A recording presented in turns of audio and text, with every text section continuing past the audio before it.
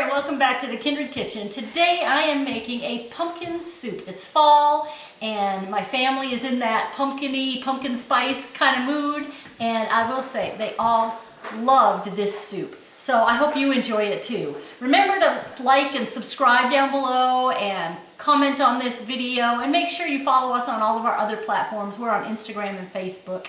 And let's get back to the recipe. This is so easy, and this is a good one for a night when you're rushed, because you can throw this into the pressure cooker and be done in 10 minutes. I have 2 carrots here that I've just roughly chopped, and I have 2 spears of celery, again just roughly chopped. I have 2 yellow squash. Did you put garlic in there as well? Was it in that plate? Yeah, you did. Oh, okay, yeah, there it is. 6 cloves of garlic. I didn't see it hiding on the plate. I have 2 yellow squash here, and I want to say this is like the key to everything. Yellow squash and zucchini, because they have very little flavor. You know, they don't change the flavor like a cauliflower would change the flavor of a soup. But this just enhances the soup. It adds flavor and it adds vegetables, those non-starchy vegetables that we're looking for. So this is great to add. So this is 2 whole, large yellow squash, and I've got a whole onion here, roughly chopped. I have a can of no salt added tomato sauce, and I was going to use fire roasted tomatoes, but my kids do not like chunky tomatoes in their soup, so I decided to just add tomato sauce. And then I have 1 can of pumpkin, and again I was going to use real pumpkin because it's pumpkin time of year. So where are all these cooking pumpkins out there? Couldn't find anything. Oh, really? I could not find anything, and I don't know what it is, but I couldn't find any pumpkins. So I just decided I was going to use a can. It's what I had on hand. It worked, and I didn't have to cook a pumpkin. Huh? Make sure if you're using canned that you look and make sure that it is not pumpkin pie filling. It is just pumpkin. On the can. Read the ingredients. Yeah, because a lot of them are made for pumpkin pie, so it'll have a lot more than just pumpkin in there. Now I'm going to add 1 tablespoon plus 1 teaspoon of just Italian seasoning. I'm going to add about 3/4 of a teaspoon of pepper, and then I usually use about 1.5 teaspoons of salt. So that's what I'm going to use, about 1.5 teaspoons of salt. And this is 1 quart of vegetable broth, and I make my own vegetable broth, but you can buy this easily. If you do get it at the store, make sure you read the ingredients, because some will add a lot of salt to it, and you don't want that. So this is just 1 quart of broth in here. I'm just going to give it a quick stir. Get the pumpkin in there. And I am going to pressure cook this. You could put this on the stove and just cook it until all the vegetables are nice and tender so that you can blend them up. I'm going to put it on pressure cooker setting on high for just 10 minutes, and then we will be back to blend this all up, and I'll show you what else we're doing for toppings. And we are going to top our pumpkin soup with some crispy chickpeas that are going to be seasoned. And that just adds a lot of crunch to the soup. Since it is a blended soup, you know, we want to add something on top that adds some crunch to it. So what I have is just 1 can of chickpeas here, and I'm going to put this in the air fryer, but you can cook these in your oven. I just turned my oven up to about 295, put these on one of those silicone baking sheets, you know, in a single layer, popped them in the oven. We're going to cook them for about 10 minutes first, just to make sure they're nice and dry. And then we're going to toss them in some seasoning. So let's get these cooking, and we will be back. Okay, this is going on top of the pumpkin soup, and my family loved it. And I think I have found my sweet spot for a vegan, whole food, plant-based sour cream. We're doing this 50-50 plan and not having processed foods, so I'm not using tofu in this per se. I'm using just a little bit of soy milk to give it a creaminess, but it's not going to be a block of tofu in there. What I'm going to start out with is 1 large cooked and cooled white potato, or this is 2 like small to medium potatoes, and I've just chopped them up in this blender. Can you see? Yes. Can you see? I got it.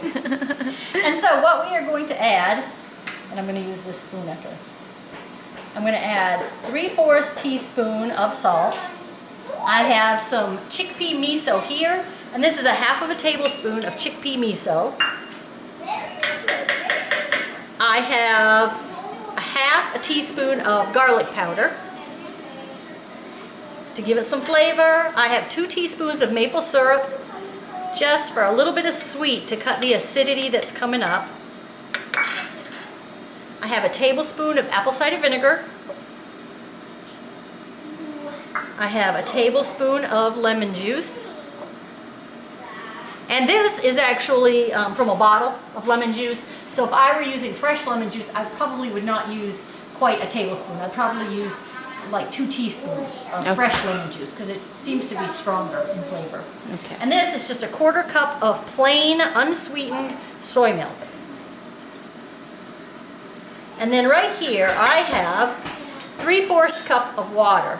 And if you want your sour cream to be pourable, you know, on the softer side, use the whole 3/4. If you want it to be firmer and have a body to it, like you're going to do a dollop of sour cream, then you might want to use about a 1/2. I would start off with a 1/2, see how it goes, and then add a little bit.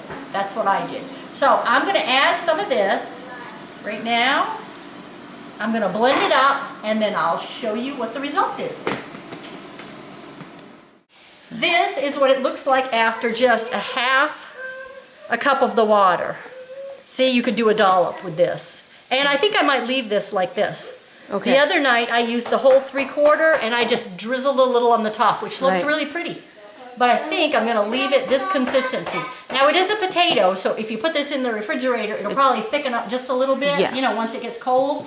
But I think that's a good consistency. Yeah. All right, now I've heard my chickpeas beeping, so I'm going to go get those and we will be right back. All right, so the chickpeas are like half roasted. They are dry just a little bit, but they still need a little bit more roasting. But I am going to add my veggie seasoning. And we did this veggie seasoning on a prior video, so I will make sure to link that down below in the description box. It has nutritional yeast, onion powder, garlic powder, salt, and pepper. And it's delicious on everything, so I'm just going to sprinkle a little bit of this in with these chickpeas that are half cooked. Oops, one's trying to run away. Don't want that to happen. And you can see there's just a little bit of moisture in there because it's really starting to stick. Then I'm going to dump it back in here.